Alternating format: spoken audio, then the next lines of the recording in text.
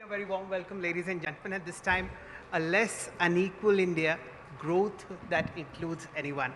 The panel is very well set. You have the three finest brains as far as local and global economics is concerned, and I'm sure this is going to be an interesting one.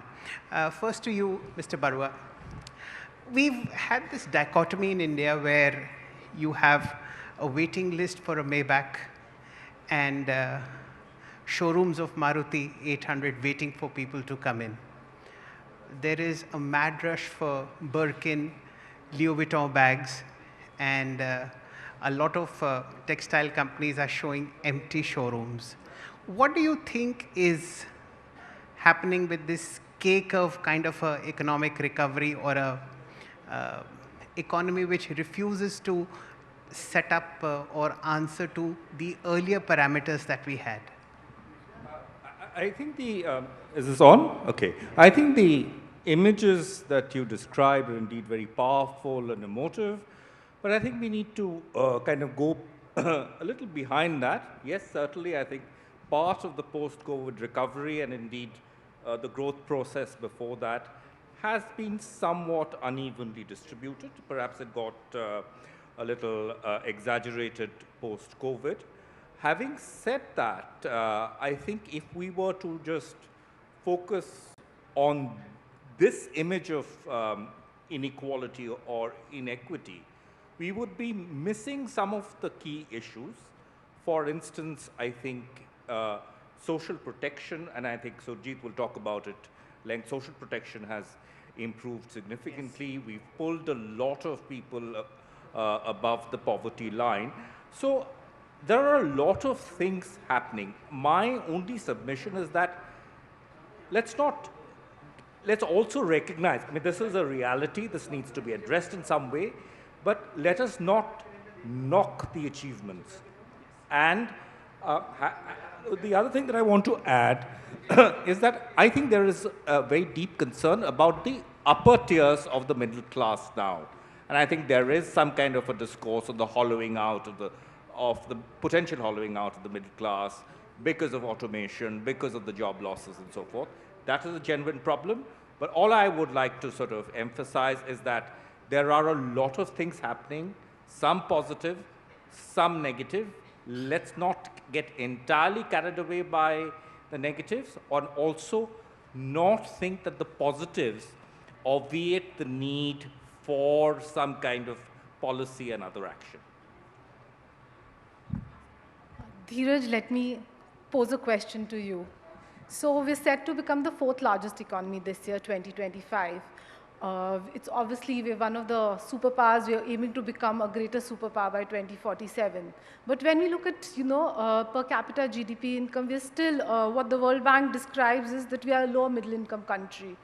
How do you see, if we have to move towards a developed India by 2047, how do you see, improving this and improving the quality of lives and access to social service, social security for citizens? So in one word, growth. And my complaint with the title of this session is that inequality, so that I think the title is towards a less unequal India, how can growth be more inclusive? So I think in India, we always put inequality, our concern for inequality before the concern for growth. We were perhaps a more equal country before 1991 or, in the 50s and 60s, but we were equal at a low level of income. Everybody had a low level of income. So I think, what we have right now is obviously a per capita income, which is about $3,000, which is, still very low in the global hierarchy. So the only way you lift it is through growth. You don't lift it through redistribution. I said it here last year that we always tend to be a slice of cake political economy, not a size of cake political economy. We want, each of us wants the slice first, the equality dimension or the share dimension, but nobody really fights for the size of the cake increasing. And I think that has consequences because the policy reaction then tends to put inequality or perceptions of inequality first. So we want to talk about redistribution and taxes and so on before growth. So unless we grow substantially, that per capita income is not going to, you know, double or triple. The only way that's going to happen is with growth. And I agree with Abhik to the extent that there has been a rationalization of redistribution and a greater efficiency in redistribution, particularly since PM Modi came to office.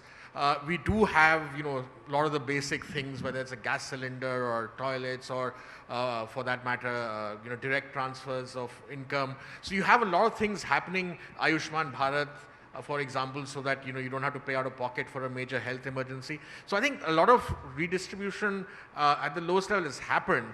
But, you know, when you talk about stagnating Maruti sales or, you know, hollowing out of a certain part of the middle class, I think that's a growth problem, not an inequality problem. Okay. Ladies and gentlemen, Dr. Surjit Bhalla is not only a very well-known economist, but a very well-known investor, and of course a psephologist as well. Let's get his views in. There's a waiting list again for flats above 12 crore rupees if you are wanting to buy one in Gurgaon. And there is a waiting list for almost anything which is, you know, uber luxurious. And yet we talk about the Indian middle class being hollowed out because of higher taxes, maybe higher savings as well. A lot of money is going into SIPs. Which side of the argument are you as far as this debate is concerned? Okay, first, I was an investor for a long time, but I've practiced economics more than I have practiced over the long run. But I want to come to this inequality, which I think is a very pointed question, which we need to dwell upon a bit more than what we have. Look, one way, and I completely agree that, you know, we have given second or downgraded growth in our pursuit of redistribution. I believe we have economic reforms without growth, but maybe with redistribution. So let me make it very explicit. I think time has come for us that, and you know, I'll base it on a couple of data points. No matter how you look at it, no matter what inventive forms you bring up, that consumption inequality in India is about the lowest in the world. Is that a good thing? That's what we don't ask. So first, we, you know, the critics, etc., keep on going, no, inequality is actually much higher, this, that, and we should have more redistribution. And I think, you know, we've had enough of redistribution. No matter what statistic you look at, we've done tremendously well. The question now is, can we do tremendously well in growth? And that is where I have a lot of, not doubts, I've always remained optimistic, and I remain optimistic, but I do think that it'll be nice to have reforms that actually address growth problems rather than redistribution problems. Can I ask you a follow-up on that? When you talk about reforms on, you know, to address the growth problem, what are the top 10 reforms or top 5 reforms you think are needed? You know, look, forever, I mean, they are, since, let's date everything since 1991. That was the first serious, matter of fact, forget serious, it was the first time we did any reforms, and they were major. Now, you know, one area that was completely left off from the reform framework at all, and actually after that we've done worse, is agriculture. You know, I'm somewhat surprised to see that, and I missed the previous session, we came in late, but might have been discussed there, that we have completely ignored reforms in agriculture. On that, I'd like to point out the first serious attempt for reforming agriculture was made by Prime Minister Modi when we drafted, or he drafted, or the government drafted the farm reforms. And it fell flat. Why? Because of possibly farmers in Punjab and Haryana who are holding the entire country hostage and being allowed to do so. After the reforms fell or was not passed, the Supreme Court did a survey to find out actually what was the view of the farmers. So very democratic. Let us see how many farmers supported the farm laws. And they found the percentage was as high as 87%. Now, 87% of the farmers are supporting the farm laws. And here we have Rihanna and Greta Thunberg arguing on behalf of certain political parties. No, no, no, you can't have reform. So this is, this is where we've been caught up. So first and foremost, agricultural reforms. And second is, every economist, even born-again economists have pointed out to the fact of the very high tariffs that we have in India for manufacturing. Now remember, one point I want to really emphasize, nobody ever complained about India's potential and realization of potential in software or in pharmaceuticals. Why? So we have to really think, and software is a large industry. No government involvement in either of those two sectors. Where is the maximum government involvement? In manufacturing. So forget about, public infrastructure, etc. There you can't get a foreign, well, you can get a foreign company to help build. But basically, manufacturing is pathetic where we are at, and every economist forever has pointed out the problems with our manufacturing sector, and we're still on the same road. Maybe something will change over the next 21 days or so.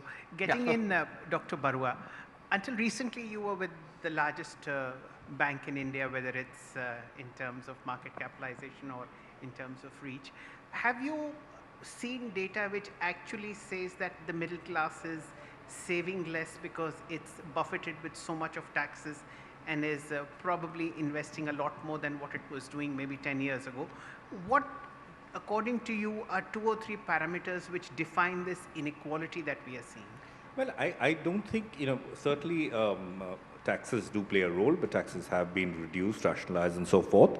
There are, from what I remember of the internal surveys that we did, and I think that was just about 7, 8 months back, there is stuff happening which is very positive. For instance, we tend to knock self-employment a lot. One of the things is, self-employment is kind of skewing the unemployment data, and we should have. There's a lot happening in the informal self-employed sector. There's a gig economy which is taking off. The MSME sector, parts of the MSME sector were doing very well. They were investing. In fact, this was the first time where sort of a tentative investment cycle was rising on the back of MSME activity. I think the problem really lies, is that big private investment is not happening. Private companies are not investing. I think the consumer-facing companies have faced over a long period of time a problem of demand. There is also a concern about, as Surjit said, the intervention of the government. Regulations, particularly state-level regulations, haven't changed. And I don't think there's been enough innovation in our country. So the startups really have been, glorified versions of jugaad, right? Which is something that a minister who will come after this has emphasized. So I think, the private sector and it has kind of run out of steam. On top of that, we've had technology shocks like AI, which has sort of rattled everyone. So I think we saw, from the bank's perspective, a lot of problems, not so much with the small entrepreneur or not so much with the MSME, but people who are associated with the large private corporate ecosystem and the kind of fears that they faced. Dheeraj, coming to you with a question on manufacturing and jobs, because jobs in the formal sector are seen as one of the best ways to get out of, poverty. Why is it not happening in India? We've been waiting for years for the private sector to come back into investments, and every year it's the government which is doing the capex bit. So could you share your thoughts on that? I mean, the private sector and private investment responds to incentives, right? So they're going to go and invest, whether it's Indian investors or foreign investors, in the jurisdiction which gives them the maximum return, or at least a reasonable return. Now, in India, in manufacturing, the biggest constraint is land. Then you've got labor issues, you've got capital issues, but that's not such a big problem for the larger firms because they can raise from anywhere in the world. You've got power tariffs which are too high because you cross-subsidize, again, farmers, large farmers, and charge industry more. You've got freight rates, rail freight rates are too high. There are too many factors which still, and then, clearances which, should take 90 days at most, take 3 years. So how do you expect, ultimately the private investors putting their money down, right? All of us are, talking, but they have to put their money down, they have to justify to the shareholders the returns they get. So I think unless the time is ripe for a second round of structural reforms, right? And I think including reducing tariffs once again, which have again gone up somehow over the last decade or so. So I think without that, still, I mean, and the bureaucracy, the mentality in India is still that, and the cabinet secretary recently wrote a letter to all bureaucrats that please meet private sector people. I mean, that in Vietnam and China, the officialdom runs after foreign investors, domestic investors to come and invest. And they say, what do you want us to do? 1, 2, 3, and they do it in 2 weeks, right? In our case, the government is doing, the government is still the Mai-Baps, so to speak, right? So I think if those things are changed, private investment will come. I mean, there is a market here, there is a global market, there's every reason for us to be competitive.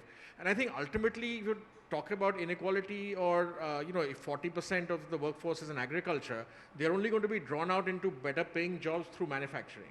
And we still have a window, despite AI and all of that, I think we still have a 10-year window to generate some of these jobs. So if we can get the reforms done now, and Mr. Trump has put enough pressure, and that's a completely different debate, but there is pressure now to do something. So let's do the reforms and get manufacturing in. I mean, this is the last chance.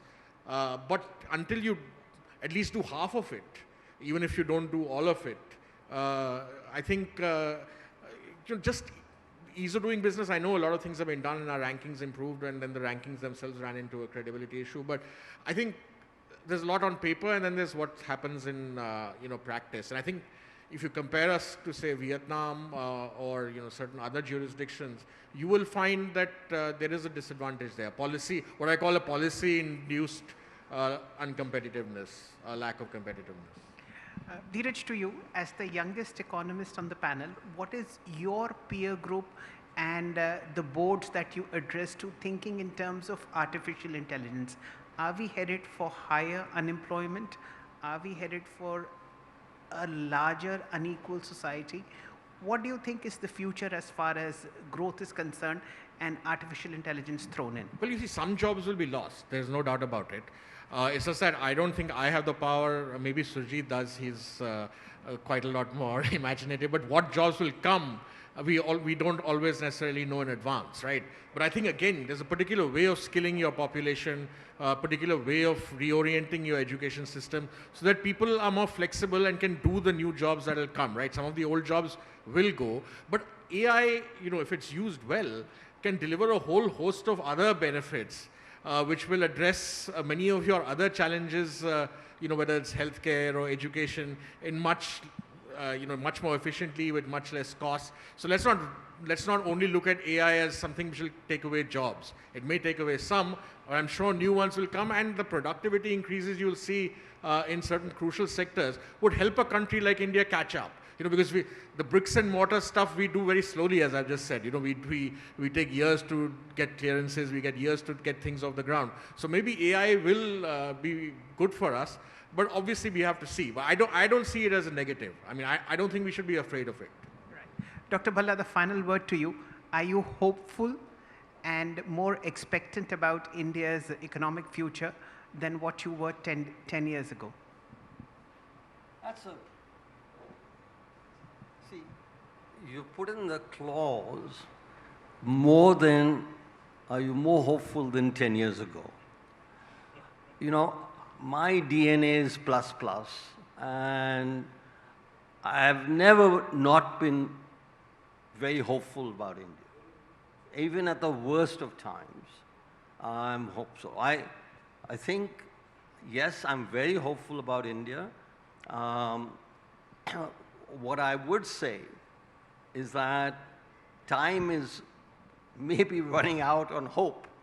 In 2010, when China moved up the value-added scale, we were all very, very enthusiastic that now we'll get the second stage of reforms because we will take over from where China left.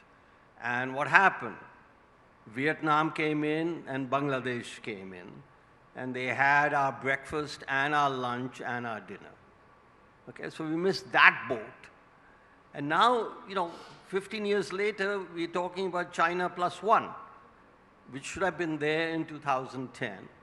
And now this is our, very close to the last chance to break through. We've got everything going in our favor, except policy. And that's a bit sad. So hopeful, because there is a lot of internal strength of the Indian economy, of our democracy. And, I'll end with the following. I think I've been puzzled a lot as to why we don't have more reforms. And this is not just now, it is, for decades. And I think the governments, whether they be coalition governments or they be one-party governments, that they're very comfortable. We're growing at 6%. Aap dekh lo, ki farak panda? So if you have to take a risk with reforms, and governments, especially with the IAS, exactly the same as it was 100 years ago, then it was called the ICS. Both Prime Minister Manmohan Singh and Prime Minister Modi tried to get lateral entry into our decision making. They are on another planet, and maybe they'll come down to earth one of these days. Maybe they will. Thank you for this lovely conversation, gentlemen, and it's been a pleasure.